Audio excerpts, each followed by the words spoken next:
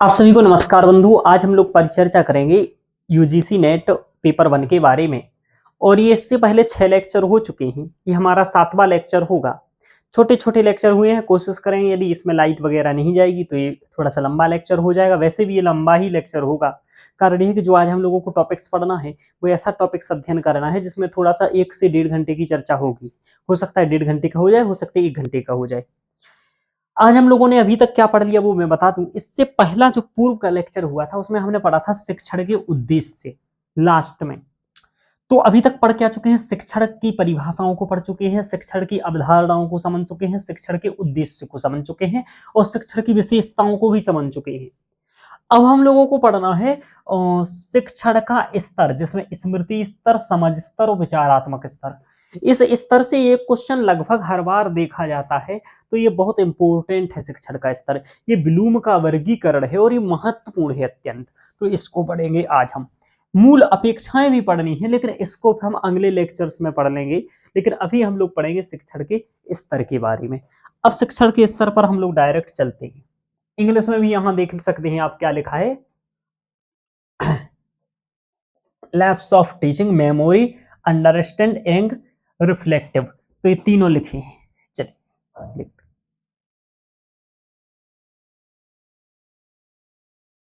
और आप लोग मुझे देखिए देखते जाइएगा लेक्चर। ऐसा नहीं कि आप लाइक करके छोड़ने के बाद में देखेंगे, क्योंकि जितना जल्दी जल्दी आप लोग देखते जाएंगे ना उतना मैं आपको लेक्चर प्रोवाइड जल्दी जल्दी करते जाऊंगा। क्योंकि आप बहुत टाइम से मुझे पता चल जाता है कि कितने लोग वास्तव में देख रहे हैं।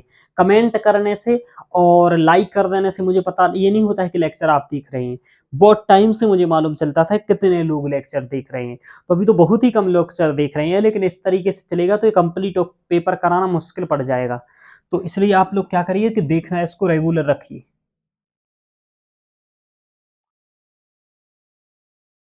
ये है स्तर। पहले थोड़ा सा समझेंगे हम लोग, है ना। मेमोरी लेवल ऑफ टीचिंग, शिक्षण का स्मृति स्तर है। देखो 3 स्तर होते हैं शिक्षण के, जिनकी हम लोग यहाँ पर थोड़ी सी चर्चा कर लेते हैं। ठीक है, 3 स्तर हैं यहाँ पर, आपको दिख भी रहे होंगे। सबसे है स्वायत्त विकास स्तर, दूसरा है स्मृति स्तर, तीसरा है अबोध स्तर, चौथा है सबसे बड़ा चिंतन स्तर। इसमें 4 स्तर दिए गए हैं। ठीक है, 4 स्तर दिए गए हैं यहाँ पर। लेकिन हम लोगों को क्या करना है, 3 स्तर मूलतः माने गए हैं। तो हम यहाँ पर थोड़ा सा 3 स्तरों को समझने का प्रयास करते हैं। यहाँ पर ध्यान रखिए।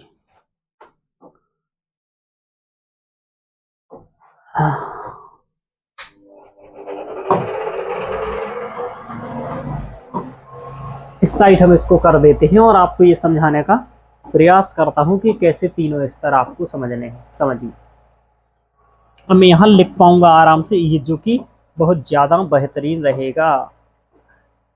आगे चलते देखो। अब यहां पर आप देख रहे हैं, पहला यहां लिखा है स्वायत्त विकास का स्तर।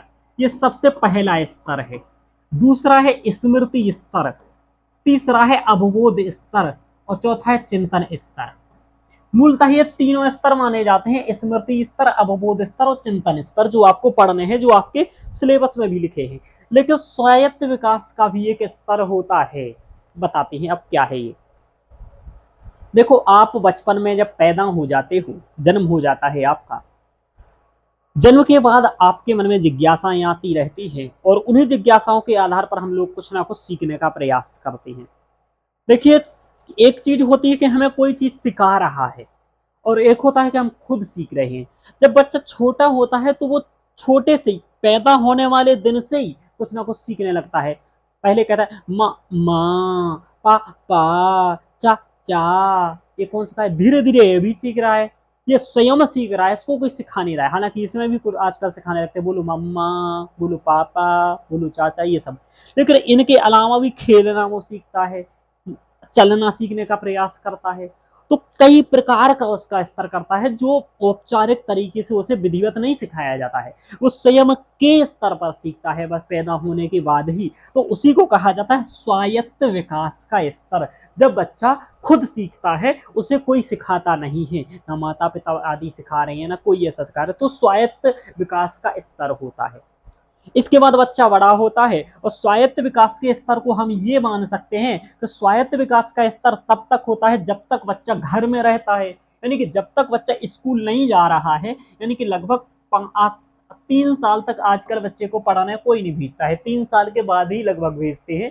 3 साल के 4 साल के बच्चे तक को कोई नहीं भेजते हैं, 3-4 साल के बाद भेजने लगते हैं आजकल बच्चे को। पहले तो 5-6-7 साल में भेजते थे, जब मेरे जैसा तो 7-8 साल में पढ़ने जा रहा है ना, और जा ही नहीं रहा है, केवल नाम चढ़वा रहा है, सीधा 10 साल का हो गया तब पढ़ने जा रहा है।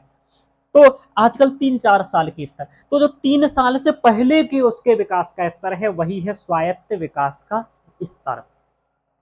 अब इसके बाद जब वो स्कूल जाता है और स्कूल जाकर के जब वो 1 से 5वीं कक्षा तक पढ़ता है, उसको लेकर के हम मनाएंगे जब वो 1 से 5 तक की क्लास में पढ़ता है, उसी को हम कहेंगे स्मृति स्तर। 1 से 5 तक की जो कक्षा है, जब उसकी एज ज्यादा नहीं होती है, 1 से 5 तक की कक्षा यदि आज के अकॉर्डिंग देखें तो 5 साल से लेकर के जब बच्चा 10 साल तक का होता है, तो जो 5 साल से लेकर के 10 साल तक का बच्चा है, यानी कि पहली क्लास से लेकर के 5वीं क्लास तक का जो बच्चा है, जो कि 5 से 10 साल के बीच के होते हैं, इनका जो स्तर होता है वो स्मृति स्तर होता है।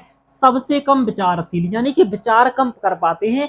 इस समय जो इनकी प्रवृत्ति होती है वो होती है रटने की प्रवृत्ति, यानी कि इस समय ये रट सकते हैं, रटने की प्रवृत्ति होती है। इसलिए शुरुआती जो बच्चे होते हैं हम उन्हें टेबल याद कराने का प्रयास करते हैं, है ना, गिनती इत्यादि सिखाने का क्या प्रयास करते हैं, ABCD सिखाने का प्रयास करते हैं, 1 2 3 सिखाने का प्रयास करते हैं, क्योंकि उनमें वो विचार नहीं कर सकते हैं, लॉजिक नहीं लगा सकते हैं, क्यों क्या कहाँ कैसे इन सब पर बात नहीं कर सकते हैं, वो केवल चीजों को याद कर सकते हैं, मेमोराइज कर सकते हैं।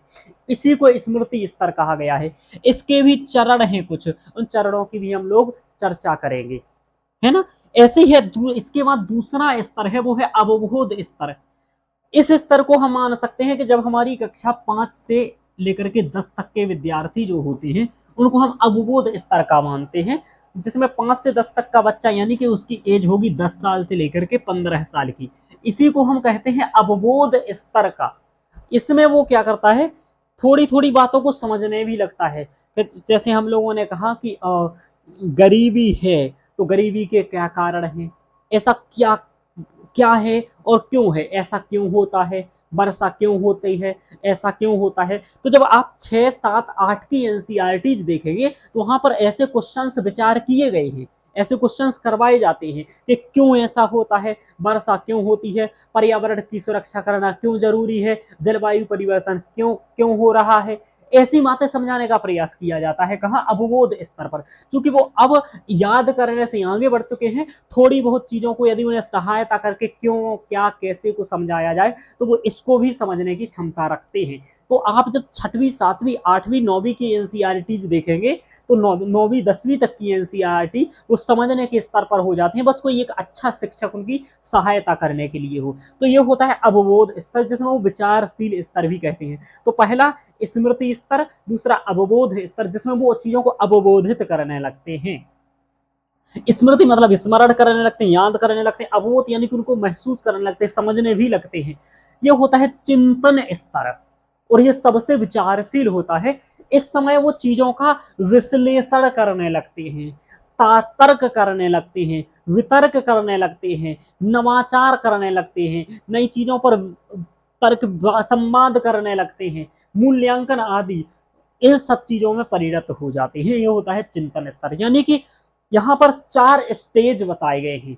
एक तो सब स्वयं जब उसका विकास होता है घर में, 5 साल से छोटा बच्चा रहता है तब, फिर 5 साल से 10 साल तक आप स्मृति स्तर को समझ सकते हैं, 10 से 15 तक आप अवबोध स्तर को समझ सकते हैं, उसके बाद आप चिंतन स्तर को समझ सकते हैं।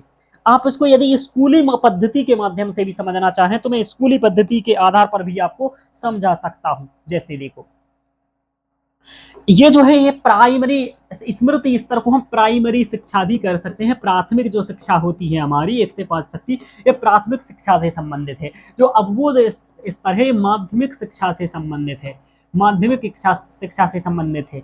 और चिंतन स्तर आपका उच्च शिक्षा से संबंधित है, हायर एजुकेशन से संबंधित है। जब आप कॉलेज आदि में पढ़ रहे हैं, बीए कर रहे हैं, एमए कर रहे हैं, पीएचडी कर रहे हैं, ये सब स्तर होता है। हालांकि उसके बाद तो धीरे धीरे और भी आपकी बुद्धि विकसित हो जाती है, बौद्धिक प्रक्रिया है तो धीरे धीरे ही विकसित होती रहती है, लेकिन ये स्तर हैं। अब इन स्तरों का अभी तो मैंने एक सामान्य परिचय दिया, अब पेपर में ये तो पूछा ही जाएगा आपसे, लेकिन अब इनके कुछ और घटक होते हैं अंतर्गत, इन सभी की चर्चा करनी है हमको। यानी कि अभी तो हमने इनका केवल सामान्य अध्ययन किया, अब इनका विशेष अध्ययन करना है। अभी तो इसके माध्यम से, चार्ट के माध्यम से हम लोगों ने इसे समझा। तो नोट्स आप लोगों को बनाते जाना है, ये हैंड रिटन, जो हैंड रिटन नोट्स बनाएगा उसी के 35 प्लस पेपर में सही होने वाले हैं, और जो केवल सुनेगा कथा उसके 25 से 30 के बीच ही रहेंगे, और जो नोट्स भी बनाएगा हैंड रिटन और कंप्लीट पेपर पढ़ेगा 35 के आसपास, 35 प्लस क्वेश्चंस होंगे, ध्यान रखिएगा। 25 से 30, 35 तक उन्हीं के होंगे जो केवल सुन के जाएंगे सभी लेक्चर और नोट्स वगैरह बनाएंगे नहीं, पीडीएफ पर भरोसा करेंगे, ध्यान रखिएगा। आगे चलते हैं हम लोग। अब देखो, ये देखा आपने, यही स्तर पढ़ रहे थे, ये शिक्षण के स्तर है। अब हम इन स्तरों को एक एक करके पढ़ भी सकते हैं, है ना, ध्यान रखो।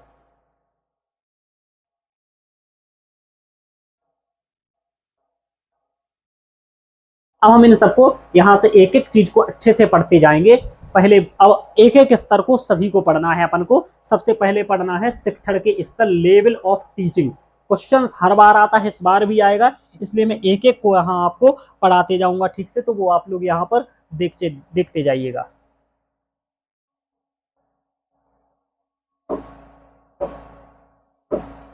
अच्छा, यही तो ये था, कोई बात नहीं, इसको हटा देते हैं हम लोग, इसको और नीचे कर लेते हैं। यहाँ आप इसको देखिए, दिख रहा है, ठीक दिख रहा है। चलिए यहाँ देखो, शिक्षण के दौरान एक अनुभवी व्यक्ति, यानी कि शिक्षक एक अनुभवी व्यक्ति है, वो अध्ययन कई वर्षों से करा रहा है, उसने खुद अध्ययन किया है। अनुभवी व्यक्ति और एक अनुभवहीन व्यक्ति के बीच बातचीत होती है।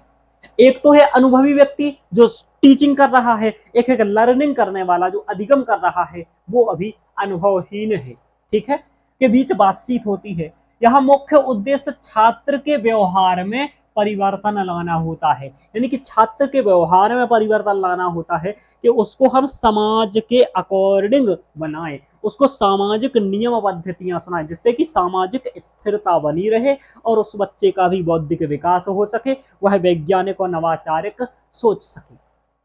शिक्षण के मूल रूप से तीन भिन्न भिन्न स्तर हैं, मूल रूप से तीन ही स्तर हैं जो मैंने बताया।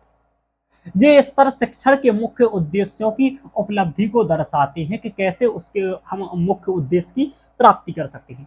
स्वायत्त विकासात्मक चरण, जो स्वायत्त विकासात्मक चरण होता है जिसमें स्वयं ही विकास होता है, को बाद के चरणों में संकलित किया गया था, लेकिन सबसे मूलभूत होने के कारण इसकी चर्चा पहले ही की गई है, यानी कि इसके चर्चा हम पहले ही कर लेंगे स्वायत्त विकास के स्तर की, और इसको शामिल नहीं किया गया है इन तीन स्तरों में। उन तीन स्तरों को अलग रखा गया है, स्मृति स्तर, अवबोध स्तर और चिंतन स्तर। स्मृति स्तर, अवबोध स्तर और चिंतन स्तर, ये तीन स्तर महत्वपूर्ण है।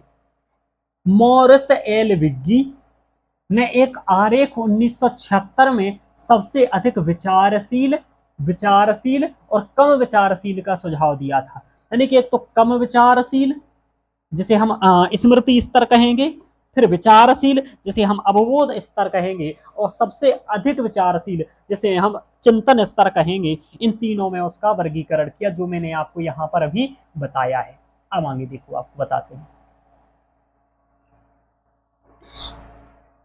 यहां पर है कि स्वायत्त विकास के स्तर को हम लोग देखते हैं कि स्वायत्त विकास का जो स्तर है अब वो क्या है। देखो, स्वायत्त विकास का स्तर छात्र केंद्रित है, इसमें छात्र को विशेषतया ध्यान में रखा जाता है। आप लोग कहें तो इसे और भी बड़ा कर सकता हूं थोड़ा सा, तो जिसमें इसे आपको और अच्छे से दिख जाए थोड़ा सा। चलिए मैं और भी इसको बड़ा करने का प्रयास करता हूं, कोई बात नहीं, इतना ठीक है, इतना ठीक है, आपको जो दिख रहा है इतना ठीक है, इससे ज्यादा हो भी नहीं रहा है ना। तो स्वायत्त विकास का स्तर छात्र केंद्रित होता है, यानी कि इसमें छात्र ही, यहाँ शिक्षक का कार्य सकारात्मक की तुलना में नकारात्मक भी हो सकता है। यहाँ बालक पर कोई भी विचार प्रबलता से थोपना नहीं चाहे होता है। अधिगम छात्र की अपनी भावनाओं और निर्णय पर होता है। यहाँ किसी औपचारिक शिक्षा की कोई आवश्यकता नहीं होती है। उदाहरण के लिए कुछ छात्रों को भगवान का उपहार कहा जाता है। पाठ्यक्रम में वर्णित 3 प्रमुख, कुल मिलाकर के वही बात कह रहे हैं, यहाँ कोई ना पाठ्यक्रम होता है औपचारिक स्वायत्त विकास में, ना ही कोई हम विचार उस पर सोचते हैं। धीरे धीरे चीजें वो सीखता है और घर के स्तर पर ही चीजें सीखता है। अब हम यहाँ पर स्तरों को, तीनों स्तरों की चर्चा करेंगे जो महत्वपूर्ण है, आपके ध्यान रखिएगा।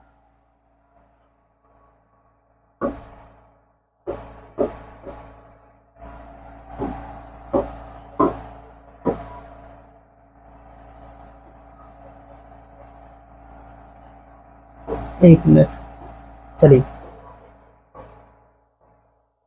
ये हो गया। अब हम यहाँ पर स्मृति स्तर पर शिक्षण और अधिगम इसको पढ़ते हैं।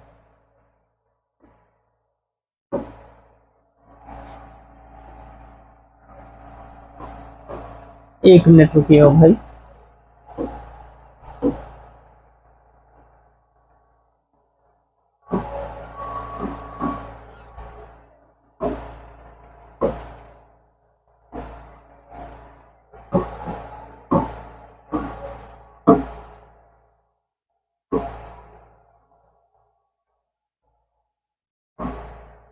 चलिए अब आपको दिखेगा ठीक से, थोड़ा सा ज्यादा ही बड़ा हो गया।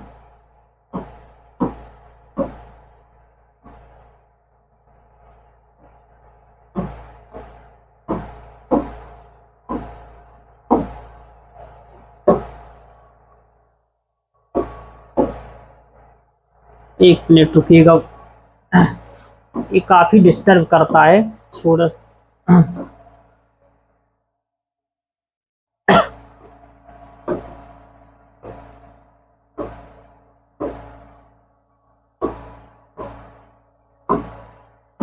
ये हट भी नहीं रहा यार।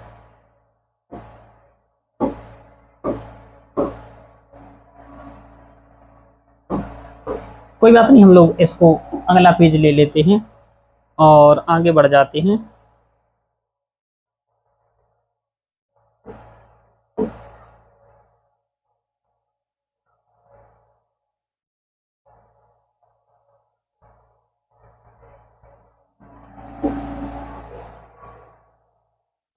देखिए यहाँ पर हम लोग चलते हैं, ये देख लेते हैं। यहाँ पर थोड़ा सा आप देखने का प्रयास करिएगा। इसमें स्मृति स्तर पर शिक्षण और अधिगम मूल रूप से हमारी प्रकृति में तथ्यात्मक सामग्री देने के बारे में है। जो स्मृति स्तर होता है, जो पहला स्तर होता है, इसमें सबसे महत्वपूर्ण विशेषता होती है आपको तथ्यात्मक सामग्री देने के बारे में। आपको तथ्य दिए जाते हैं, मैंने बताया था आपको टेबल्स सिखाई जाती है, आपको एबीसीडी सिखाई जाती है। ये मूलतः स्मृति स्तर में किया जाता है। मूल्यांकन प्रणाली में मुख्य रूप से मौखिक, या तो आपसे मौखिक पूछ लेते हैं, चलो सुनाओ एबीसीडी ऐसा, या फिर लिखित में पूछ सकते हैं, चलो लिख के बताओ, या फिर निबंध प्रकार की परीक्षा सम्मिलित होती है। इस तरीके से मेमोरी लेवल टीचिंग के 3 महत्वपूर्ण पहलू निम्नलिखित हैं। पहला है सामग्री का अधिगम करना यानी लर्निंग, फिर है सामग्री का प्रतिधारण करना, रिटेंशन, उसको याद करना। तीसरा होता है आवश्यकता पड़ने पर सामग्री का पुनः उत्पादन, रिप्रोडक्शन करना। तो लर्निंग आपसे पूछा जाएगा, लर्निंग है ना, प्रतिधारण करना, रिटेंशन और रिप्रोडक्शन, ये किसमें होते हैं? स्मृति स्तर के हैं। शिक्षण के स्मृति स्तर के उद्देश्य क्या होते हैं? क्योंकि अभी देखो शिक्षण के उद्देश्य पूछे गए थे, अब यहां पर क्या किया जाएगा कि तीनों स्तरों के अकॉर्डिंग शिक्षण के क्या उद्देश्य, यानी कि मेमोरी लेवल के जो विद्यार्थी होते हैं, छोटे बच्चे, उन्हें टीचर क्या सिखाना चाहता है, तो शिक्षण के उद्देश्य भी यही हो जाएंगे कि मेमोरी लेवल वाले विद्यार्थियों को क्या सिखाना चाह रहा है। दूसरा, जो स्मृति के बाद अवबोध स्तर वाले को सिखाना क्या चाह रहे हैं। तीसरा, चिंतन स्तर वाले को सिखाना क्या चाह रहे हैं। तो यहाँ पर हम उन्हीं की चर्चा यहाँ पर करेंगे। देखो, मुख्य उद्देश्य शिक्षार्थी को ज्ञान और सूचना प्रदान करना होता है। तो आपसे पूछेगा ऐसा कौन सा स्तर है जिसमें मूलतः विद्यार्थियों को हम ज्ञान अथवा सूचना प्रदान करते हैं। और यही मेरा मूल उद्देश्य होता है। तो ये हमारा किसमें स्मृति स्तर होता है। आपसे कहेगा निम्नलिखित तथ्यों पर विचार करें, निम्नलिखित में से कौन से स्मृति स्तर से संबंधित हैं, कौन से निम्नलिखित में से अवबोध स्तर से संबंधित हैं, कौन से अवबोध स्तर से संबंधित नहीं है, ऐसा भी पूछा जा सकता है, कौन से चिंतन स्तर से संबंधित हैं। तो यही चीजें आपको ध्यान रखनी है, यही आपसे पूछी जाएंगी पेपर में। और ये भी पूछा जा सकता है स्मृति स्तर की विशेषताएं क्या हैं, यही विशेषताओं के रूप में आ जाएंगी। और अवबोध स्तर की विशेषताएं क्या हैं, चिंतन स्तर की विशेषताएं क्या हैं, तो यही आ जाएगा। यह तथ्यात्मक ज्ञान प्राप्त करने में सहायक होता है कि विद्यार्थियों को यहाँ पर तथ्यात्मक ज्ञान दिया जाता है, तथ्यात्मक ज्ञान दिया जाता है।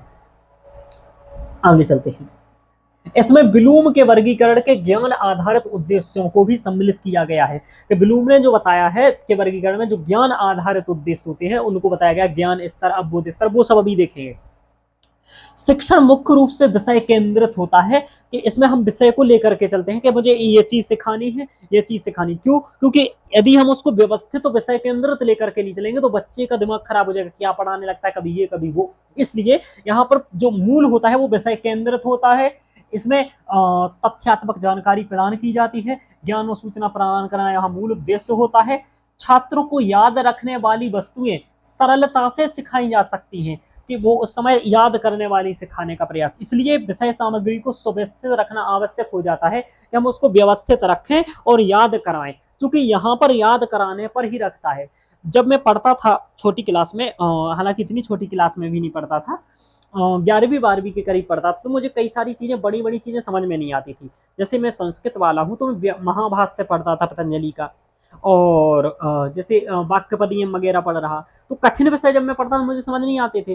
तो मेरे जो सीनियर थे वो यही कहते थे, आप क्या करिए कि अभी आप याद कर लीजिए, बाद में तुम्हें ये बात सब समझ आ जाएगी, याद होना बाद में कठिन है, अभी तुम याद कर लो, यदि याद कर लोगे तो बाद में तुम्हें ये सब श्लोक का अर्थ भी समझ में आ जाएगा। और वो बहुत अच्छा रहा, उस समय मैंने जो याद किया वो आज मुझे समझ में भी आ गया, और वो हमें लाभ कर रहा है। चूंकि अब याद नहीं होता है, पहले याद हो जाता था, वही वाली बात। अब हम लोग पहाड़ याद नहीं कर पाएंगे 20-25 तक, लेकिन उस समय हम लोगों ने कर लिए टेबल्स वगैरह, ध्यान रखो। अब शिक्षण विधि या प्रणाली, टीचिंग मेथड।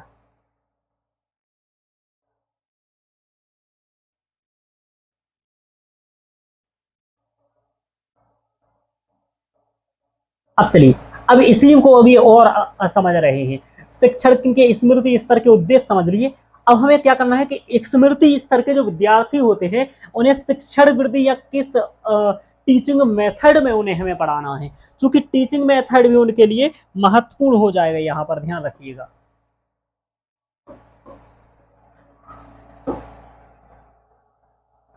ये तो भाई बहुत समस्या पैदा कर रहा है यार।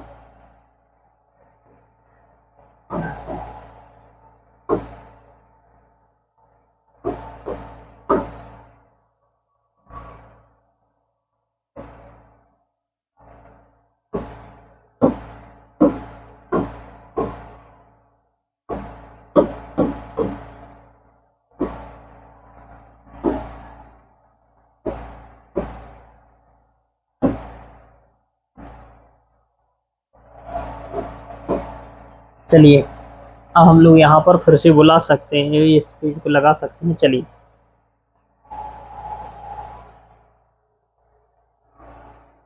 थोड़ा सा ज्यादा बड़ा नहीं करेंगे क्योंकि फिर वो आएगा ही नहीं। अब देखो यहाँ पर शिक्षण की विधि या प्रणाली क्या होगी, इसको हम लोग समझ लेते हैं, ध्यान रखो। इसकी पीडीएफ मिल जाएगी आप लोगों को, तो उसको भी ध्यान रख सकते हैं। शिक्षण विषय केंद्रित होता है, इसमें ड्रिल, समीक्षा, संशोधन, प्रश्न पूछना आदि शिक्षण विधियों का उपयोग किया जाता है। इसमें दोहराव या अभ्यास करने में दक्षता प्राप्त की जाती है। हम इसमें दोहराव करते हैं, इसमें एक एक चीज को ध्यान रखो। संशोधन करना यानी हम सुधार दे देते हैं, जैसे कोई गलत पढ़ रहा है तो सुधारेंगे। ठीक दिख रहा है, छोटे अक्षर तो नहीं दिख रहे हैं, छोटे अक्षर दिख रहे हैं क्या, क्या ठीक दिख रहे हैं? चलिए, तो देखिए, संशोधन कर सकते हैं। इसमें प्रश्न पूछना रखते हैं कि बच्चा प्रश्न भी पूछ सकता है कि इसको कैसे पढ़ेंगे, इसको क्या करेंगे, तो प्रश्न पूछना आदि भी इसमें शामिल रहता है। इसमें दोहराव रहता है कि बार बार पढ़ना, उस चीज को दोहराव करेंगे तो पढ़ाते चलिए, पढ़िए, दो एकम दो, दो दूनी चार, इस तरीके से इन्हें अभ्यास करने की दक्षता प्राप्त की जाती है। इसकी सहायता के लिए नए अनुभव से भी जुड़ा जा सकता है। प्रश्न तकनीकी का उपयोग यहाँ जांचने के लिए किया जाता है कि हम प्रश्न पूछेंगे उनसे कि शिक्षण ज्ञान स्तर के उद्देश्यों को प्राप्त किया गया है या नहीं। फिर जो ज्ञान स्तर के उद्देश्य हमारे अभी बताएंगे तीनों स्तरों में, तीनों के अलग अलग उद्देश्य भी होते हैं तो उनको भी बताएंगे।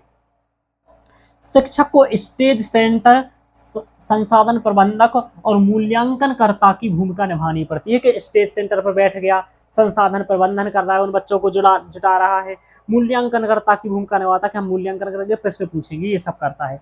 शिक्षार्थी की भूमिका निष्क्रिय होती है जो शिक्षा ग्रहण कर रहे हैं, क्योंकि विषय सामग्री, शिक्षण तकनीकी, शिक्षण पद्धतियां शिक्षक द्वारा ही तय होती है, क्योंकि उस समय बच्चा बहुत छोटा होता है तो वो डिसाइड नहीं कर पाएगा चीजों के कि हम कैसे पढ़ेंगे, किस पद्धति से क्या। तो यहाँ सामग्री, शिक्षण तकनीक, शिक्षक पद्धतियां, ये सब बच्चा ही टीचर ही तय करता है कि बच्चे को किस तरीके से जल्दी समझ में आ जाएगा। यहाँ शिक्षण उपकरण के रूप में शिक्षण सहायक सामग्री जैसे दृश्य यंत्र, श्रव्य यंत्र, दृश्य यंत्र, सहायक मॉडल, चार्ट, मानचित्र, चित्र, टीवी, रेडियो आदि का उपयोग किया जाता है, जिससे शिक्षार्थियों को अधिगम प्रक्रिया के प्रति जिज्ञासा की भावना उत्पन्न हो सके। क्योंकि बचपन में पढ़ना बहुत कठिन है, तो रोचकता बनाए रखने के लिए हम उन्हें चार्ट दिखाएंगे, टीवी दिखाएंगे, रेडियो दिखाएंगे, किसी न किसी तरीके से उनकी इस चीज में रुचि पैदा हो जाए। तो ये सभी प्रयास करते हैं। छात्रों को श्रेष्ठ रूप से सिखाने के लिए आंतरिक भावना का होना भी आवश्यक है कि टीचर में ये भावना हो कि मुझे सिखाना है, और बच्चों में भी ये भावना धीरे धीरे हमें उत्पन्न करना है कि सीखना है मुझे। शिक्षण के इस स्तर में प्रेरणा की प्रकृति काफी सीमा तक बाहरी होती है, यानी कि हम बाहरी तरीके से उन्हें प्रेरित कर सकते हैं, क्योंकि जो छोटे बच्चे होते हैं वो अपने से बड़े का अनुसरण करना चाहते हैं। तो यदि हम अपना व्यवहार ठीक रहें, अपनी स्थिति ठीक रखें, तो वो हमारा अनुसरण करेंगे, तो इस तरीके से भी हम उन्हें सीखने के प्रति प्रोत्साहित कर सकते हैं। तो इसमें मूल बात क्या है कि बच्चे ज्यादा नहीं होते हैं तो हमें टीचिंग की पद्धतियां डिसाइड करनी पड़ती हैं। यहाँ हम प्रश्न विधि को ज्यादा महत्वपूर्ण मानते हैं। ये बातें आपको लिख लेनी है। प्रश्न विधि का महत्वपूर्ण कहाँ होता है? स्मृति स्तर में होता है। यहाँ पर हमने रोचकता बनाए रखते हैं कि रोचकता जैसे टीवी, चित्र आदि के माध्यम से, जिससे कि वो अच्छे से उस चीजों को सीख सके। चलिए अब और देखते हैं हम यहाँ पर शिक्षार्थियों के मूल्यांकन के लिए। अब देखो यहाँ से मूल्यांकन प्रणाली में मुख्य रूप से मौखिक मूल्यांकन, लिखित और निबंध प्रकार की परीक्षा सम्मिलित करते हैं। किसमें? शिक्षार्थियों की। यहाँ जो अपना अभी स्मृति स्तर चल रहा है उसके लिए मूल्यांकन पूर्व निर्धारित उद्देश्यों पर किया जाता है। जैसे कि हमने क्या सोचा था कि भाई इन लोगों को दस्तक टेबल याद हो जाए, तो दस्तक टेबल याद हो रही है या नहीं, इसी तरीके से होता है। यहाँ छात्रों को याद करने की शक्ति जांच के लिए मौखिक और लिखित दोनों परीक्षाएं आयोजित की जाती है। पूछा जाता है चलो सुनाओ पहाड़ा 10 का, सुनाओ पहाड़े 12 का, इस तरीके से टेबल वगैरह पूछे जाती हैं। लिखित परीक्षा के लिए short type, recall type, recognition type, multiple choice, matching type test वस्तुओं का उपयोग किया जाता है। यानी कि आपको भी जब पढ़ाना है छोटे बच्चों को तो इन्हीं सभी चीजों का प्रयोग करना है कि शॉर्ट टाइप लिखें आदि आदि। शिक्षण के लिए प्रश्नों की अधिकतम संख्या का प्रयास करना आवश्यक है कि हम उससे प्रश्न अधिकतम बना करके उनसे पूछने का प्रयास करें, जिससे कि बच्चे कितना याद हुआ है ये पता चल सके। उसी अकॉर्डिंग आप आगे भी उन्हें क्या याद कराना है वो डिसाइड कर सकते हैं। ये विद्यार्थियों के लिए है। चलिए छोटे बच्चों के लिए इतना आपको शायद समझ में आया होगा। अब देखो ये हम लोगों ने देख लिया। अब यहाँ क्या देखना है? स्मृति के मनोवैज्ञानिक आधार, शिक्षण का स्तर।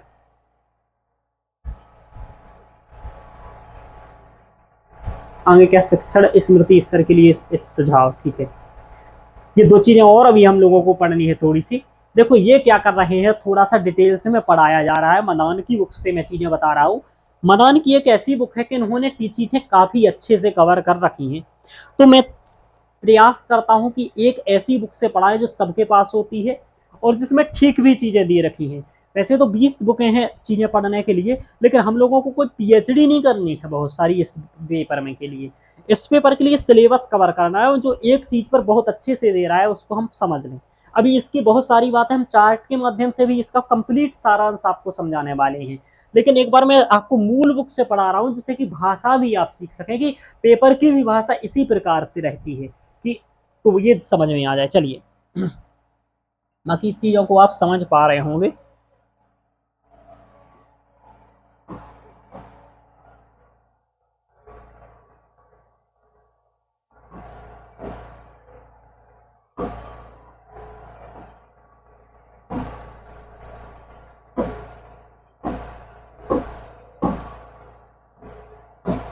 चलिए अब इसको हम लोग समझ लेते हैं। यहाँ पर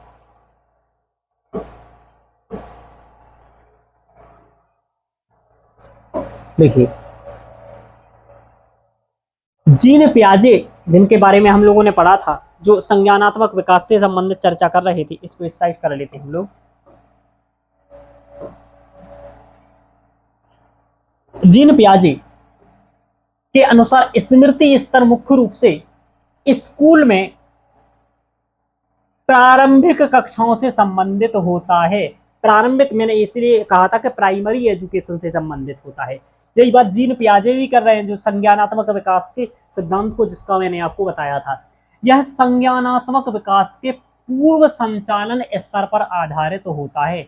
संज्ञानात्मक विकास के उन्होंने 4 स्तर बताए थे, जिसमें जो पहला पूर्व संचालनात्मक स्तर होता है, वे अमूर्त अवधारणाओं पर कार्य न करके अपने मस्तिष्क के विकास के अनुसार कार्य करते हैं। यानी कि वो मूर्त यानी जो दिखाई दे रही है चीजें, ऐसी अवधारणाओं को समझ पाते हैं।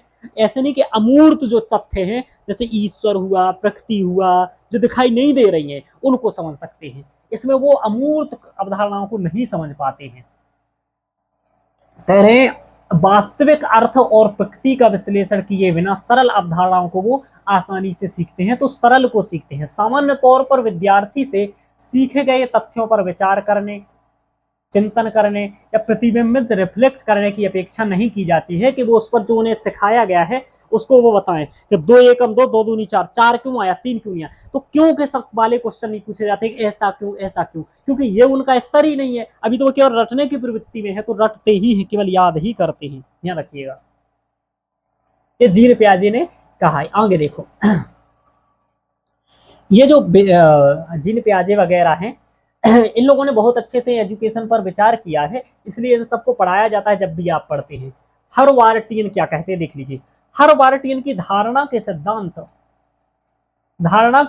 के अनुसार युवा छात्र मन इस स्तर पर स्वयं को और अपने आसपास की दुनिया को समझने के लिए तत्पर रहते हैं कि जो उनके आसपास है बच्चे केवल उतना ही समझना चाहते हैं और इधर उधर की चीजें नहीं। चूंकि वो शुरुआत में पहली बार ही उन्होंने वो चीजें देखी, तो उसी को समझेगा सबसे पहले तो जो देख रहा है। मस्तिष्क वैसे भी अधिक मात्रा में तथ्यात्मक जानकारी एकत्रित करने के लिए तैयार हो जाता है, जिससे कि अवधारणाएं, तत्व संरचनाएं, मॉडल, सिद्धांत आदि सम्मिलित होते हैं। तो शुरुआत में जो चीजें उसे दिखती हैं उन्हीं को समझता है, ये सब इनका कहना है। आगे पावलोव और स्किनर क्या कहते हैं इनको देख लो। इनके अनुसार स्किनर ने अनुबंधन, अनुकूलित या कंडीशनिंग सिद्धांत की अवधारणा को रेखांकित किया है। इन्होंने क्या बताया, अनुबंध, अनुकूलन और कंडीशनिंग सिद्धांत की अवधारणा को रेखांकित किया। इसके द्वारा किसी व्यक्ति द्वारा की गई सही प्रतिक्रिया को सुदृढ़ किया जा सकता है ताकि सीखी गई वस्तु को दीर्घ समय तक सरलता से याद रखे। कह रहे हैं कि जो ये पावलोव और स्किनर कह रहे हैं कि जो हमें किसी ने पहले बना दी गई है प्रक्रियाएं, उनको यदि कोई सरल ढंग से समझा दे तो वो हम ज्यादा देर तक याद रख सकते हैं। और उसी पर यहाँ काम किया जाता है कि आपको जो अनुभवी टीचर है उसके माध्यम से सिखा दिया जाता है, जिससे कि वही चीजें आप देर तक याद रख सकें। ये हमने देखा यहाँ पर कि इनके विचार हैं स्मृति स्तर के, वो हाँ स्मृति स्तर के बारे में। बहुत कुछ पढ़ लिया स्मृति स्तर के बारे में, लेकिन ये लेक्चर मैंने पहले ही कहा था कि काफी कुछ आपको पढ़ना है। आगे देखते हैं। अब देखो यहाँ ये देखो स्मृति स्तर के लिए यहाँ पर कुछ सुझाव दिए गए हैं कि जो शिक्षण स्मृति स्तर के लिए कुछ सुझाव दिए गए हैं, तो आपको भी ये ध्यान रखना है कि क्या सुझाव दिए गए हैं। शिक्षण सामग्री वस्तुनिष्ठ और उपयोगी होनी चाहिए, यानी कि किस चीज से संबंधित है वो स्पष्टीकरण होना चाहिए, यानी कि उपयोगी भी हो, बच्चे को लगे, वरना वो सोचेगा क्या महत्व है, क्यों रट रहे हैं। और वस्तुनिष्ठ होनी चाहिए, समझ में आनी चाहिए।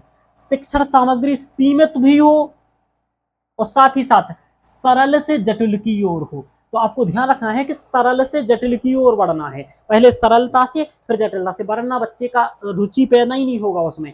इसलिए जब भी मैं पढ़ाता हूँ, आपको बताऊं, अभी मैं भी जो विद्यार्थियों को, यूपीएससी वालों को पढ़ाता हूँ, तो मैं ऑप्शनल सब्जेक्ट पढ़ाता हूँ, संस्कृत। तो आईआईटी बैकग्राउंड वाले आते हैं, कोई इंजीनियरिंग बैकग्राउंड वाले आते हैं, तो इन सबको मैं दर्शन फिलोसफी से स्टार्ट करता हूँ, क्योंकि इंटरेस्टिंग है, दूसरा सरल भी है, और बहुत अच्छे से मैंने बहुत ही सरल ढंग से पढ़ाया है, तो इसलिए मैं उन्हें सरल से स्टार्ट करता हूँ। फिर बाद में ग्रामर पढ़ता हूँ। मैं कहता भी हूँ पहले आम का जूस पिलाओ, फिर करेले का जूस पिलाओ, है ना।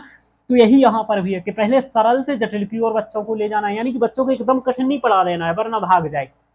वस्तुनिष्ठ रखना है, यानी कि स्पष्टता हो कि हम ये पढ़ा रहे हैं और उसका उपयोग ये है, वरना बच्चे नहीं पढ़ते, क्या मतलब है इसका, ये सब पढ़ रहे हैं, ये वाली ध्यान रखो, ये समझ में आना चाहिए। शिक्षण सहायक सामग्री के भागों को हमें व्यवस्थित करना है कि पहले हम ये पढ़ाएंगे, फिर हम ये पढ़ाएंगे, फिर हम ये पढ़ाएंगे। जैसे मैं आपको सिलेबस दिखाते आ रहा हूं कि हमने शिक्षण की परिभाषाएं पढ़ाई, फिर शिक्षण की अवधारणाएं पढ़ाई, फिर शिक्षण के उद्देश्य पढ़ाए, फिर शिक्षण की विशेषताएं पढ़ाई, अब शिक्षण के स्मृति के ये स्तर पढ़ा रहे हैं। तीनों स्तरों में सबसे पहले हम स्मृति स्तर पढ़ा रहे हैं, फिर अवबोध स्तर पढ़ाएंगे, फिर चिंतन स्तर पढ़ाएंगे। तो एकदम व्यवस्थित होना चाहिए, एकीकृत भी होना चाहिए और अनुक्रमित भी होना चाहिए, यानी कि एक क्रम से हो, व्यवस्थित हो और एक मेथड में हो, ये बात कही जा रही है। क्यों? क्योंकि बच्चे ज्यादा उनको कंफ्यूज करोगे तो फिर वो पढ़ेंगे नहीं, अरुचि पैदा हो जाएगी। छात्रों की स्मरण शक्ति में सुधार सुनिश्चित करने के लिए हमें निरंतर मूल्यांकन पर भी ध्यान रखना है कि ये बच्चा उच्चारण भी सही कर रहा है, याद भी कर पा रहा है, आज इसने कितने तक टेबल याद की है, कल कितने तक करेगा, और ये यदि ये वाली टेबल याद नहीं कर पा रहा है तो क्या दिक्कत आ रही है उसको याद करने में, वो चीजें समझनी है, आपको ध्यान रखना। और एक बात और, ये सब इसलिए भी पढ़ाया जा रहा है कि आप लोग ऐसा भी ना कहें बच्चों को स्मृति स्तर के समय में आप उसे बढ़िया कंसेप्ट समझ आना चाह रहे हैं कि भाई तू तो आईएएस बन जा अभी, तो ऐसा भी नहीं करना है, क्योंकि उसके समझने की क्षमता ही नहीं है, तो आप समझाना भी मत, वरना तार्किक शक्ति आप यहाँ व्यवस्थित करने लगे, भाई तर्क करना सीख जाए अभी से, बहुत ज्यादा ज्ञानी हो जाए छोटे से ही, तो ऐसा मत करना भाई, ये आपको समझना है, क्योंकि वो उसका स्तर ही नहीं है। तो छात्रों की स्मरण शक्ति में सुधार है तो हमें क्या करने के लिए निरंतर मूल्यांकन पर भी ध्यान देना है। नित्य प्रयोग और अभ्यास से छात्रों की स्मृति में अधिक सामग्री अवधारणा को बढ़ाया जा सकता है, कि हमें अभ्यास करना है। कहा जाता है नित्य प्रयोग और अभ्यास करना है। कहा जाता है कि असंशय महाबाहो मनो दुर्निग्रहम चलम अभ्यासेन तु कौन्तेयम वैराग्यन चक्रहीयते। ये तो कठिन हो गया कि लेकिन सरल ये देखो कि करत करत अभ्यास के रस्सी करत करत अभ्यास के सिल पर पड़त निशान रस्सी यावत जाति थे। कुछ गलत बोल दिया मैंने, करत करस अभ्यास के जड़मती होत सुजान रस्सी आवत जाती थी सिल पर पड़त निशान, इस तरीके से है, ये थोड़ा सा कंफ्यूज हो गया था। चलिए, तो यानी कि अभ्यास आपको निरंतर कराना है, यानी कि रोज अभ्यास कराएंगे। इसलिए क्या करते थे स्कूलों में, यही करते, चलो पढ़ो पहाड़े पढ़ो, सब लोग बोलो एक साथ, दो एकम दो, एक खड़ा हो जाएगा और सब बोलेंगे दो एकम दो, फिर बोलेगा दो दूनी चार, बच्चे कहेंगे दो दूनी चार, इस तरीके से। क्यों? क्योंकि उसको याद हो जाए, रट जाए चीज। आज भी कहते हैं जिनको याद करना होता तो यही कहते हैं भाई रोज सुबह पढ़िए आप, हमसे कहते हैं श्लोक कैसे याद होंगे सर, तो ऐसे ही होंगे, रोज पढ़ेंगे तो हो जाएंगे। कक्षा अनुदेश के दौरान निरंतर सुदृढ़ीकरण अवश्य होना चाहिए, कि सुदृढ़ करें, यानी कि रेगुलर उसको सुदृढ़ करते जाएं, उससे पढ़ाते जाएं, आगे बढ़ाने का प्रयास करें। ये आपको यहाँ पर क्या बताया गया है, ये आपको स्मृति स्तर के बारे में सुझाव दिए गए हैं, और अभी तक हम लोगों ने स्मृति स्तर को यहाँ पर समझा है, तो ये ध्यान रखना है। इतना आप लोगों को समझ में आया, मुझे ये बताइएगा, या नहीं आया?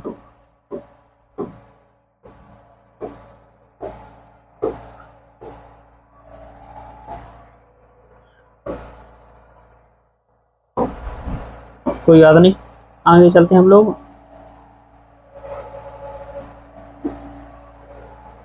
अब देखो स्मृति के ये हम लोगों ने समझ लिया, अब हमें अवबोध स्तर पर चलना है कि अवबोध स्तर क्या है आखिरकार, किस चीज का, शिक्षण के अवबोध स्तर को समझना है। अब ये अगला स्तर है, तो ध्यान रखिएगा, इसको समझेंगे हम लोग। फिर तीनों की तुलनात्मक चर्चा भी करेंगे। मैं किताब से पढ़ाने के लिए इसलिए पढ़ा रहा हूँ कि आप लोग एक बार किताब से चीजें समझ जाओ। ये किताब आपके पास भी होगी। फिर शॉर्ट में तो देखो ये मैं बना करके लाया हूँ, स्मृति स्तर, बोध स्तर और चिंतन स्तर।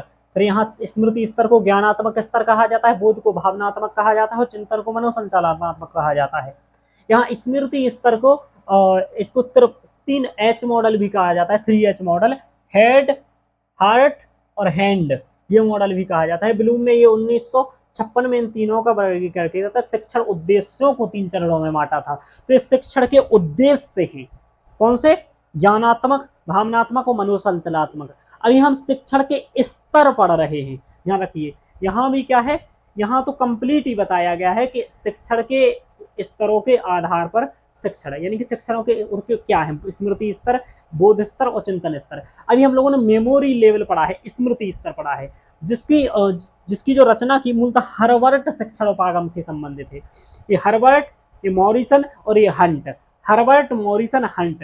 हंट ने चिंतन स्तर, मॉरिसन ने बोध स्तर, हर्बर्ट का स्मृति स्तर। ये सब मैं आपको लास्ट में पढ़ाऊंगा, जिससे कि आप पहले कठिन पढ़ लो, फिर एक एक चीज समझाऊंगा कि इसका उद्देश्य क्या है, तीनों का उद्देश्य क्या है।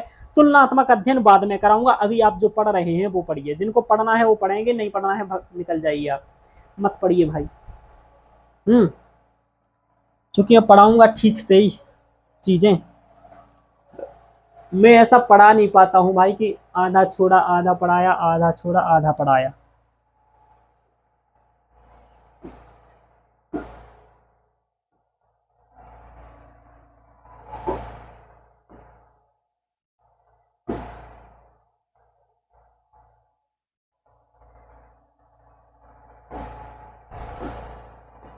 देखिए अब हम यहां तक पढ़ते हैं। ओके, ये तो पढ़ ही चुके हैं भाई।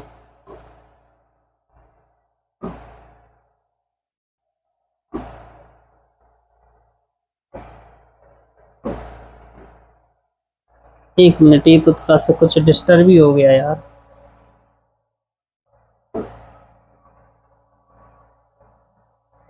चलिए यहां पर पढ़ते हैं। शिक्षण के अबोध स्तर को, यानी कि understanding level of teaching, Morrison शिक्षण अवबोध स्तर के मुख्य प्रस्तावक हैं। तो अवबोध स्तर के मुख्य प्रस्तावक कौन है? मॉरिसन। ऊपर वाले के कौन थे? हर्बर्ट, ध्यान रखिएगा। ठीक है, मॉरिसन इसके अवबोध स्तर के हैं। अवबोध स्तर मूलतः माध्यमिक शिक्षा के स्तर पर आप समझ सकते हैं कि जब बच्चा सामान्य चीजों को समझने लगा है, याद करने लगा है, अब उसकी थोड़ी थोड़ी समझ हो गई है समझने के बारे में, अब इसको समझना है और इसको क्या करना है, पहले वाले से थोड़ा सा अंतर भी समझेंगे हम लोग। मॉरिसन शिक्षण के अबोध स्तर के मुख्य प्रस्तावक हैं। यह स्मृति और अंतर्दृष्टि, यानी कि मेमोरी प्लस इंसाइट है, यह विषय की दक्षता पर निर्भर करता है। यह विद्यार्थी को सामान्यीकरण यानी जनरलाइजेशन, सिद्धांतों, तथ्यों और अनुप्रयोगों, भागों को समझाने के साथ साथ उन्हें बौद्धिक व्यवहार विकसित करने के भी अधिक से अधिक अवसर प्रदान करता है कि इस स्तर में वो बौद्धिक व्यवहार भी कर सकते हैं, सिद्धांतों को समझ भी सकते हैं, तथ्यों को भी समझ सकते हैं, अनुप्रयोग भी कर सकते हैं, प्रैक्टिकल भी करके समझ सकते हैं चीजों को, यानी उनकी सहायता करी जाए, तो ये सब करने लगते हैं। वो सामान्यीकरण भी करने लगते हैं, जनरलाइजेशन। तो आपसे पूछेगा जनरलाइजेशन किस स्तर में विद्यार्थी करने लगता है, तो ये अवबोध स्तर में करने लगता है। बौद्धिक व्यवहार किस स्तर में करने लगता है, तो बौद्धिक व्यवहार वो क्या करने लगता है, अवबोध स्तर में करने लगता है। प्रैक्टिकल यानी अनुप्रयोग कब करने लगता है, तो वो अवबोध स्तर में करने लगता है। ये आपसे पूछा जा सकता है, ये विशेषताएं हैं। इस स्तर पर शिक्षण का स्तर स्मृति स्तर की तुलना में उच्च हो जाता है। इसमें विद्यार्थी संज्ञानात्मक क्षमताओं का उच्च विकास होने पर विचार करने, तथ्यों को अधिक तार्किक प्रस्तुतिकरण करने लगता है, उनका अर्थपूर्ण विश्लेषण भी समझने लगता है और निष्कर्ष निकालने में पूर्ण रूप से सक्षम हो जाता है कि इस चीज का निष्कर्ष क्या है, क्यों ये चीज मुझे पढ़ाई जा रही है, पर्यावरण का महत्व क्यों बताया जा रहा है, जलवायु परिवर्तन का महत्व क्यों बताया जा रहा है, ये सब करने लगता है। वे सिद्धांतों और तथ्यों के बीच संबंधों का भी मूल्यांकन करने लगते हैं कि इसके ये सिद्धांत है तो इसके ये तर्क हैं। जैसे हम बता रहे गरीबी ये है तो गरीबी के कारण क्या है, तो कारण भी समझने लगते हैं और सरकार क्या योजना दे रही है वो भी समझाओ तो वो भी समझने लगते हैं। संबंधों का मूल्यांकन करते और तथ्यों को आत्मसात करने के लिए स्थान भी प्रदान करते हैं, यानी कि तथ्यों को भी स्मरण करने लगते हैं। अब इसके हमें देखना है उद्देश्य, ध्यान रखो कि उद्देश्य क्या है।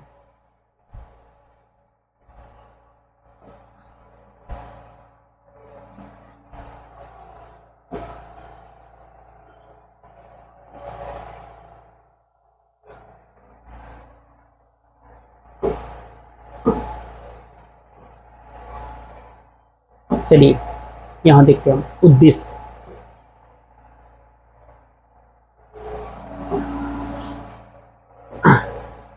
उद्देश्य क्या है? अब अवबोध स्तर की संशोधित ब्लूम वर्गीकरण के अनुसार शिक्षण के अवबोध स्तर के उद्देश्य क्या है, यानी कि हम अवबोध स्तर में क्या सिखाना चाहते हैं विद्यार्थियों को, ये यहाँ पर बताया जा रहा है कि हम अवबोध स्तर में आखिरकार उन्हें सिखाना क्या चाहते हैं। क्योंकि स्मृति स्तर के उद्देश्य देखे थे कि हम उन्हें एक तथ्यात्मक जानकारी देना चाहते हैं, उन्हें कुछ तथ्य सिखाना चाहते हैं, कुछ सूचनाएं रटाना चाहते हैं, जैसे मैंने टेबल्स आदि का उदाहरण दिया था। यहाँ पर क्या होता है, इसका मुख्य उद्देश्य निर्देशात्मक संदेशों की व्याख्या करना होता है, उदाहरण देना, वर्गीकरण करना, तुलना करना, अनुमान के माध्यम से निर्देशात्मक यानी कि तुलना करना कि ऐसा क्यों हो रहा है, इस चीज से इस चीज को कैसा है, वर्गीकरण करना सिखाते हैं। जैसे कि हमें वर्गीकरण करना कैसे, जैसे कि यही एक वर्गीकरण करना हो गया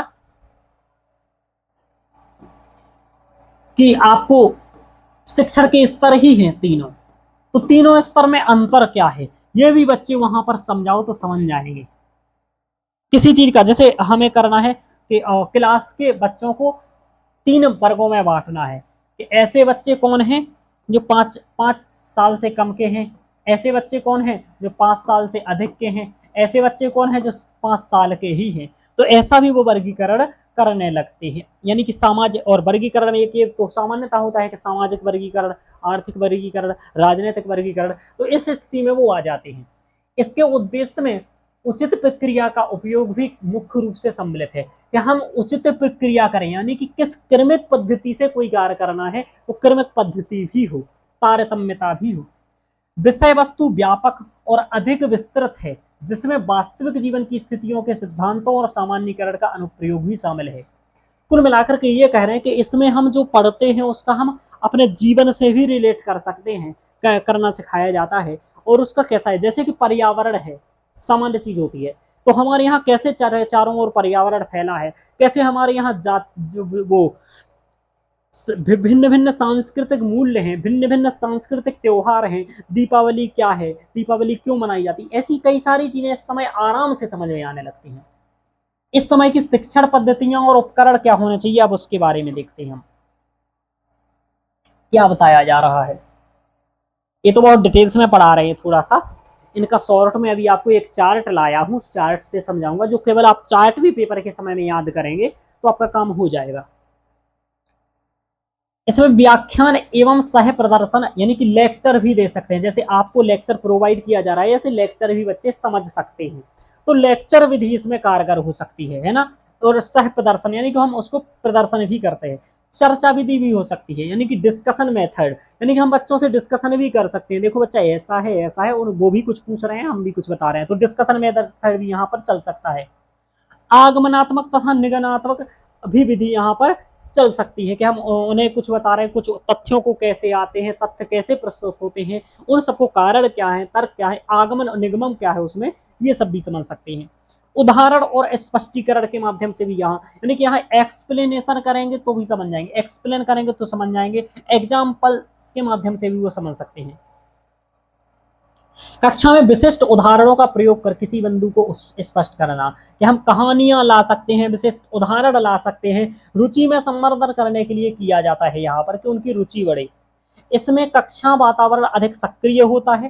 देखो इससे पहला जो होता था उसमें निष्क्रिय था, क्योंकि बच्चे इतना जानते नहीं थे, बच्चे क्वेश्चंस भी नहीं पूछ पाते होंगे, लेकिन यहाँ तो बच्चे भी कुछ ना कुछ पढ़ चुके हैं पहले, तो अब वो यहाँ पर सक्रिय हो जाएगा। तो आपसे ये क्वेश्चन पूछेगा कि शिक्षण स्तर में ऐसा कौन सा शिक्षण स्तर है जिसमें जो विद्यार्थी रहते हैं वो निष्क्रिय अवस्था में रहते हैं, तो स्मृति स्तर है, ऐसा अवबोध स्तर नहीं है। और अधिगम प्रक्रिया अधिक प्रेरक हो जाती है, शिक्षण के अबोध स्तर पर अभिप्रेरणा बाह्य होने के साथ साथ आंतरिक भी होती है। अभी देखो, आपसे ये पूछेगा ऐसा कौन सा स्तर है जिसमें केवल मात्र बाह्य अभिप्रेरणा होती है। तो आपको कहना है बाह्य अभिप्रेरणा केवल मात्र स्मृति स्तर में होती है, और जो अवबोध स्तर होता है उसमें बाह्य के साथ आंतरिक भी होती है। आंतरिक का और बाह्य का मतलब ये कि मोटिवेशन, एक तो शिक्षण को देख करके मोटिवेशन आ रहा है, शिक्षण आपको मोटिवेशन दे रहा है, ये हो गया बाह्य प्रेरणा। और आंतरिक प्रेरणा यानी कि मुझे क्या करना है, मुझे इस क्षेत्र में जाना है, ये भी हम 8-10 जब हमारी इंटरेस्ट किस में है, ये चीजें हमारे अंदर, यानी कि हम अपने आंतरिक रूप से भी करने लगती, नहीं यार मुझे ये करना है, नहीं यार मुझे ये करना है, मेरा मन ये कह रहा है। तो यहाँ बाह्य और आंतरिक दोनों अभिप्रेरणा होती है, जबकि स्मृति स्तर में बाह्य अभिप्रेरणा मात्र होती है, आंतरिक अभिप्रेरणा नहीं होती है। स्मृति स्तर निष्क्रिय होता है विद्यार्थी, इस अवबोध स्तर में विद्यार्थी सक्रिय होता है। स्मृति स्तर में विद्यार्थी केवल तथ्यों को याद करता है, अभिवेद स्तर में वो तथ्यों का विश्लेषण भी करता है। वहां पर केवल प्रश्नोत्तरी विधि, प्रश्नोत्तरी के माध्यम से पढ़ाया जाता है। यहाँ पर व्याख्यान विधि भी है, चर्चा विधि भी है, आगमनात्मक निगमनात्मक विधि भी है, उदाहरण और स्पष्टीकरण भी है, दृष्टांत भी दे सकते हैं, उदाहरण से भी हम उसको सरल कर सकते हैं, ये सभी है। यहाँ पर ध्यान रखिएगा। आगे देखते हैं।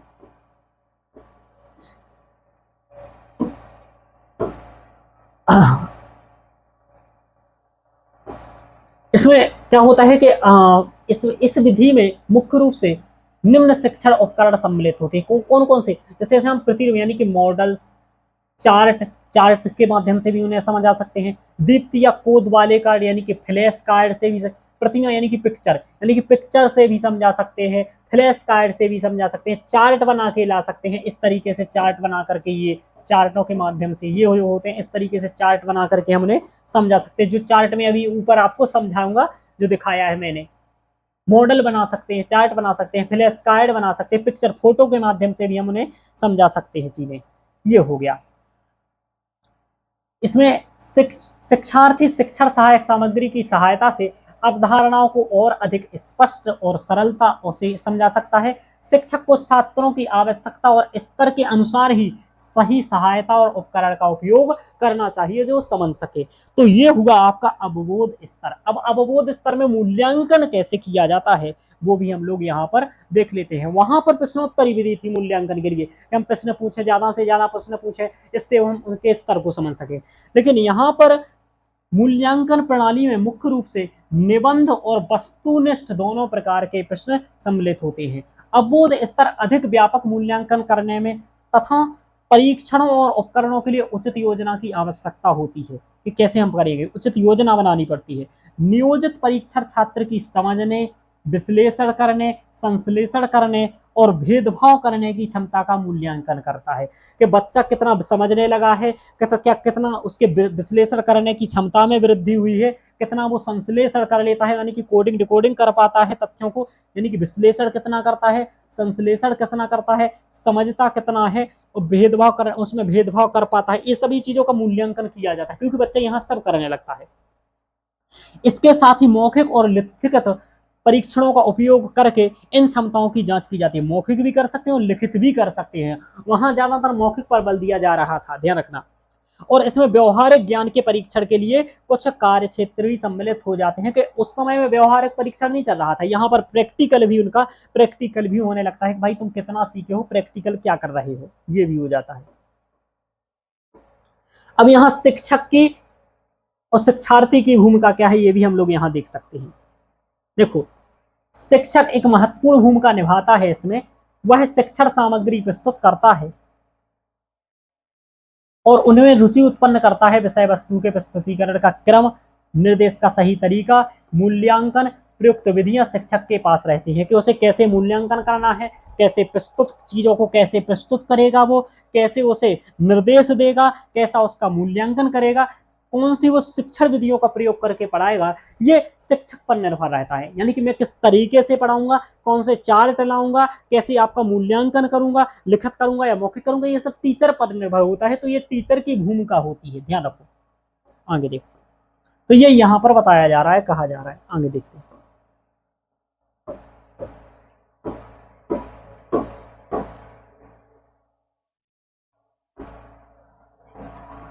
शिक्षार्थियों की भूमिका अधिक सक्रिय होती है, यानी कि इसमें शिक्षार्थियों की भी भूमिका सक्रिय होती है, ये बात मैं बता चुका हूँ। और उन्हें इस स्तर पर कड़ा परिश्रम करना पड़ता है। इस स्तर के प्रतिभागी माध्यमिक शिक्षार्थी होते हैं, यही बात मैंने कहा था, माध्यमिक शिक्षा वाले होते हैं। यह सारी रूपरेखा शिक्षक द्वारा ही निर्धारित की जाती है और यहाँ विद्यार्थी सक्रिय हो जाते हैं। तो ये समझ में आया। जो मैंने आपको शुरुआत में मुख्य बातें बताई वो महत्वपूर्ण ध्यान रखना है। अब आया शिक्षण का चिंतन स्तर, और ये सबसे लास्ट स्तर है और सबसे महत्वपूर्ण स्तर है आपके लिए, पेपर के लिए सबसे इंपॉर्टेंट स्तर है। और फिर तीनों की हम लोग क्या करने की तुलनात्मक चर्चा करेंगे। जो आप नोट्स बनाएंगे ना, वो नोट्स आप शॉर्ट में बनाएंगे। आप नोट्स, ये वाले नोट्स इस किताब का इतना कुछ नहीं लिखेंगे आप, आपको अभी मैं शॉर्ट में बताऊंगा चीजें चार्ट के माध्यम से, तो आप शॉर्ट में ही लिखेंगे। सर ये इतना डिटेल्स में क्यों कथा बांच रहे हो? देखो भाई,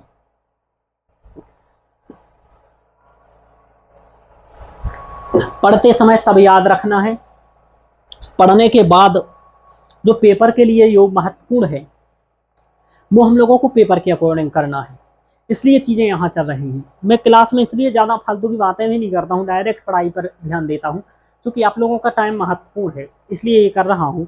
वरना मैं जब अपनी क्लास पढ़ाता हूँ तो वहाँ तो बातें भी करते जाता हूँ लाइव क्लास में। अभी तो कोई है नहीं, मैं हूँ, बोर्ड है, कैमरा है, तो यहाँ पर पढ़ाते जाते हैं। तो आप लोग पढ़ते जाइए और चीज़ों को समझते जाइए, और इसके नोट्स आपको बनाते जाना है पॉइंटेड। इस तरीके से पैराग्राफ वगैरह में नोट्स ये सब नहीं बनाना, ये सिर्फ समझने के लिए होता है। मैं खुद कह देता था आप लोग एक बुक पढ़ लीजिए, पीडीएफ दे देता, लेकिन कुछ चीज़ें आपको समझ में नहीं आएंगी, इसलिए मैंने यहाँ पर स्पष्ट रूप से समझा दे रहा हूँ। बाकी अभी चार्ट का प्रयोग करके जो मैं आपको समझाऊंगा वो आपको पेपर के लिए बहुत इंपॉर्टेंट ध्यान रखना है। ये आपको समझ अच्छे से विकसित हो जाए, थोड़ा सा भाषात्मक पकड़ भी आपकी हो जाए, इसलिए मैं यहाँ इसको पढ़ा रहा हूँ। अब आया शिक्षण का चिंतन स्तर, ये सबसे बड़ा स्तर होता है। इसे ही हम लोग मान सकते हैं, जब आप बीए कर रहे हो, जब आप एमए कर रहे हैं, तो आपका हायर एजुकेशन में आप आ चुके हैं। इस समय आप सब करने लगते हैं, सक्रिय रहेंगे, अब विश्लेषण करेंगे, तर्क करेंगे, वितर्क करेंगे। अब एक्स्ट्रा क्या बढ़ जाएगा यहाँ पर, वो हमें देखना है। यानी कि तीनों में बदल क्या रहा है वो आपको ध्यान रखना है।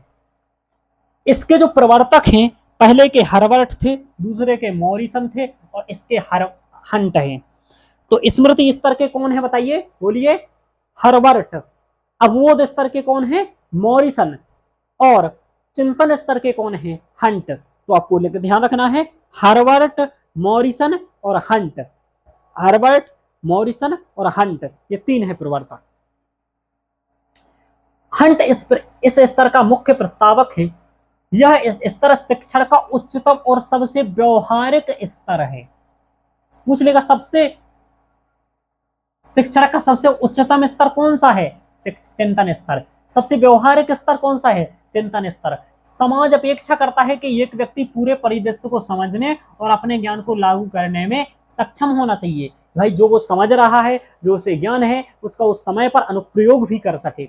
इसे हम आत्मनिरीक्षण का स्तर भी कहा जाता है। पूछ लेगा कि आत्म निरीक्षण का स्तर किसे कहा जाता है? तो चिंतन स्तर को, कि हम अपना निरीक्षण खुद कर सकते हैं। मुझे क्या करना है, किस विषय में शोध करना है, किस विषय में पीएचडी नहीं करनी है, मुझे कौन सा व्यवसाय चुनना है, मुझे कौन सा व्यवसाय नहीं चुनना है, यहाँ पर आप खुद सक्षम हो जाते हैं। तो ये आत्मनिरीक्षण का स्तर है। इसका अर्थ है कि किसी चीज के बारे में आप गहराई से विचार करना भी समझ जाते हैं, गहराई से विचार कर सकते हैं। आगे देखो, अब इसकी विशेषताओं को समझ लेते हैं कि इसमें और क्या विशेषताएं होती हैं।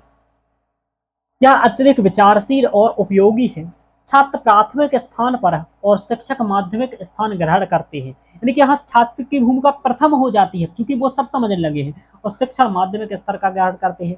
एक शिक्षार्थी इस स्तर को स्मृति स्तर, बुद्धि स्तर के लाभ के बाद ही प्राप्त कर सकता है। यानी कि ये डायरेक्ट प्राप्त नहीं होगा किसी को, पहले वो स्मृति स्तर पर जाए, चीजों को याद करे, फिर उनका थोड़ा सा विश्लेषण संश्लेषण करना सीखे, उसके बाद ही वो इस चिंतन स्तर पर जाएगा कि उस पर विचार करेगा ये सही है अथवा गलत है। पहले स्तर में हम ये सोचते हैं कि विवाह क्या होता है, विवाह होता है कोई चीज, ये सीखेंगे। फिर सीखते हैं, इसको हम विवाह के माध्यम से बता सकते हैं। 8 विवाह की पद्धतियां प्राचीन काल में समन्वित थी। तो पहले स्तर में तो इतना ही समझेंगे कि 8 विवाह होते हैं। दूसरे में ये समझेंगे कि 8 विवाह क्यों होते हैं, 8 विवाह क्यों होते हैं, दूसरे स्तर में समझेंगे, अवबोध स्तर में। और इसके बाद जो आपका चिंतन स्तर होगा वहां पर समझेंगे इनमें श्रेष्ठ कौन सा है और क्यों है श्रेष्ठ, इस पर भी विचार करने लगेंगे। तो शुरुआत से लेकर के इस तरीके से, यानी कि पहले के 2 स्तर के बाद ही व्यक्ति तीसरे स्तर पर पहुंचता है। इस स्तर पर छात्र को वास्तविक समस्या की स्थिति का सामना करना पड़ता है कि वास्तविक समस्या क्या है। कक्षा का वातावरण पर्याप्त रूप से मुक्त और स्वतंत्र होता है, फ्री एंड इंडिपेंडेंट होता है, यानी कि यहाँ फिर कोई नियंत्रण नहीं करता है आप पर। आप कॉलेज की देखो ना, टीचर बहुत ही कम आते हैं, आपको बैठ जा रहे हैं, खुद पढ़ेंगे, खुद लाइब्रेरी में बैठ करके पढ़ने लगते हैं। इस स्तर पर आप लोग सभी इसी स्तर पर हैं, अभी खुद लाइब्रेरी में बैठ के पढ़ने लगे, खुद ही पढ़ने लगे, सेल्फ स्टडी करने लगेंगे।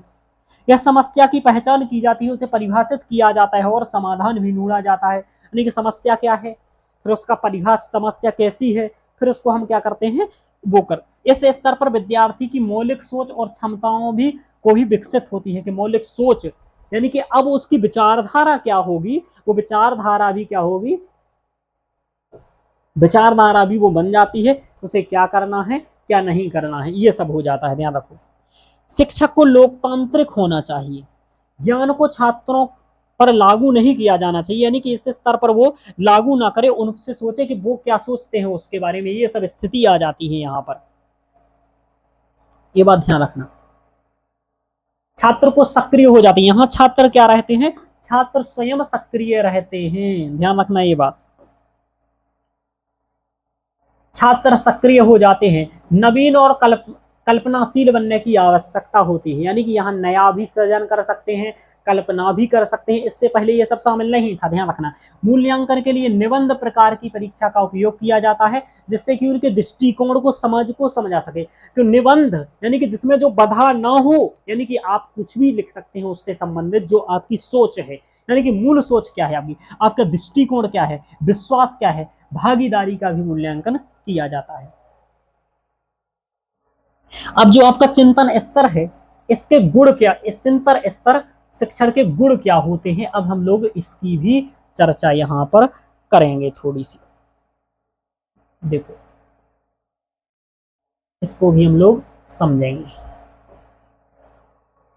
देखिए, इस स्तर पर शिक्षण झुकाव विद्यार्थी पर अधिक केंद्रित होता है, यानी कि शुरुआत में तो टीचर केंद्रित होता है सबसे पहले, जब स्मृति स्तर होता है, लेकिन चिंतन स्तर में क्या होता है कि शिक्षण पर अधिक केंद्रित होता है शिक्षार्थी, यानी कि जो पढ़ रहा है विद्यार्थी, अब उस पर ज्यादा, वो क्या पढ़ना चाहता है, उसको कैसे पढ़ना है, वो कैसे समझना चाहता है, ये इस पर आ जाता है। इस स्तर पर शिक्षक और शिक्षार्थी के बीच अधिक अंतःक्रिया होती है। आपसे पूछा जाएगा कि सबसे अधिक अंतःक्रिया किस पद्धति में होती है, तो चिंतन स्तर में होती है, टीचर और विद्यार्थी के बीच, है ना। शिक्षण का यह स्तर उच्च वर्ग के लिए उपयुक्त है, यानी कि जो उच्च वर्ग के लोग हैं, यानी कि जो हायर एजुकेशन वाले हैं, उनके लिए ये है। इसमें दोष क्या होता है वो भी देखना है, इसमें कुछ समस्या भी होगी। यह ज्यादातर मानसिक रूप से परिपक्व बच्चों के लिए उपयुक्त है, ये सभी के लिए नहीं है। जो मानसिक रूप से परिपक्व हैं वही तर्क कर सकते हैं, वितर्क कर सकते हैं, डिबेट कर सकते हैं, संवाद कर सकते हैं। अध्ययन सामग्री ना तो संगठित है और ना ही पूर्व निर्धारित या व्यवस्थित है, क्योंकि उन्हें क्या पढ़ना है, कैसे करना है, ये सब होता है, और किस टॉपिक्स पर बात करें, किस समस्या का समाधान करते हैं, तो ये स्तर इसमें हो जाता है। क्योंकि आप शोध करोगे और पहले से समस्या, यदि इस स्तर में हम लोग शोध करते हैं, शोध में यदि पहले से ही सब कुछ निर्धारित होगा, फिर तुम शोध क्या करोगे, रिसर्च करोगे क्या, तो भाई यहाँ पर पूर्व संगठित वगैरह कुछ नहीं, आपको एक नई समस्या है, उसको सुलझाना है, उसके लिए तथ्य जोड़ना, उसके लिए चीजें इकट्ठी करनी है, ये स्तर है। शिक्षक विकास के 4 चरणों में विकासशील, कुशल, निपुण और प्रतिष्ठित के रूप में परिभाषित किया गया है कि विकासशील होना चाहिए शिक्षक, कुशल होना चाहिए, निपुण होना चाहिए और प्रतिष्ठित होना चाहिए। बोस्टन विश्वविद्यालय से जुड़े केविन ए रयान ने शिक्षण के 4 चरणों को काल्पनिक, उत्तरजीविता, महारत और प्रभाव के रूप में भी सूचीबद्ध किया है। तो ये एक तथ्य लिखा है, ये ज्यादा इंपॉर्टेंट तथ्य आपके लिए नहीं है। आगे चलते हैं हम लोग, ये हम लोगों ने यहाँ पर देख लिया संज्ञान और मेटा संज्ञान। अब आप यहाँ पर देखो, एक क्वेश्चन आप लोग सॉल्व करो बिना पढ़े हुए, उत्तर शायद दिख ही गया होगा, कोई बात नहीं, फिर भी आपको यहाँ पढ़ना है। चलिए दिख गया होगा तो कोई बात नहीं। इसी तरीके से आपके क्वेश्चन बनेंगे। एक शिक्षक अपनी प्रस्तुति के समर्थन में कई सकारात्मक और नकारात्मक उदाहरण प्रस्तुत करता है, यह शिक्षण का कौन सा स्तर होता है, बताइए। जिसमें वो सकारात्मक और नकारात्मक दोनों प्रकार की बातें आपको बताएगा और कहेगा कि अब आप बताइए आपको क्या लगता है ऐसा। तो स्वायत्त विकास का स्तर, स्मृति का स्तर, समझ का स्तर या चिंतनशील स्तर। तो आप बिल्कुल इसको सामान्यतः कह देंगे, जहां सकारात्मक नकारात्मक हो रहा है, डिबेट संवाद की चर्चा है, वो चिंतन स्तर है। और यहाँ सकारात्मक और नकारात्मक को देने का अर्थ होता है छात्रों को वास्तविक जीवन की स्थिति से परिचित करवाना। ये हो गया। अभी क्वेश्चंस भी यहाँ, ये क्वेश्चंस भी करवाएंगे, लेकिन उससे पहले अभी हम लोगों ने तीनों स्तरों को पढ़ा है, तो थोड़ा सा तीनों स्तरों के बारे में अभी हम लोगों को डिटेल्स में भी चर्चा करनी है।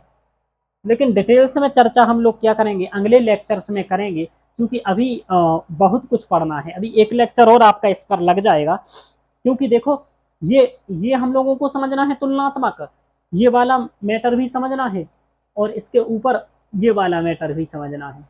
तो इतना समझने के लिए अभी हमें क्या चाहिए, एक और लेक्चर चाहिए, एक और लेक्चर चाहिए। उसमें हम लोग क्या करेंगे, ये कंप्लीट चीजें समझ जाएंगे।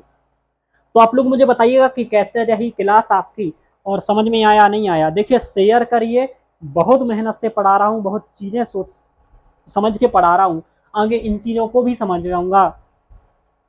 क्योंकि अभी हम लोगों ने शिक्षण के उद्देश्य तो पढ़े थे, लेकिन शिक्षण के उद्देश्य तो 1956 में ब्लूम द्वारा दिए गए, वो नहीं पढ़े हैं अभी। और इनका क्रम लगाने को पूछा जाता है, इसका भी क्रम लगाने को पूछा जाता है, इसका भी क्रम लगाने को पूछा जाता है। तो ऐसा क्रम बनाया क्यों है, इस क्रम को याद कराएंगे। और ये जो अभी हम लोगों ने जो पढ़ा है, इसका उद्देश्य क्या है, तीनों स्तरों का पाठ्य वस्तु कैसी होनी चाहिए, जो आज हमने पढ़ाया है उसका सारांश भी मैं इसके अगले क्लास में समझाऊंगा। तो आज के लिए इतना ही। ओके मित्रों, धन्यवाद।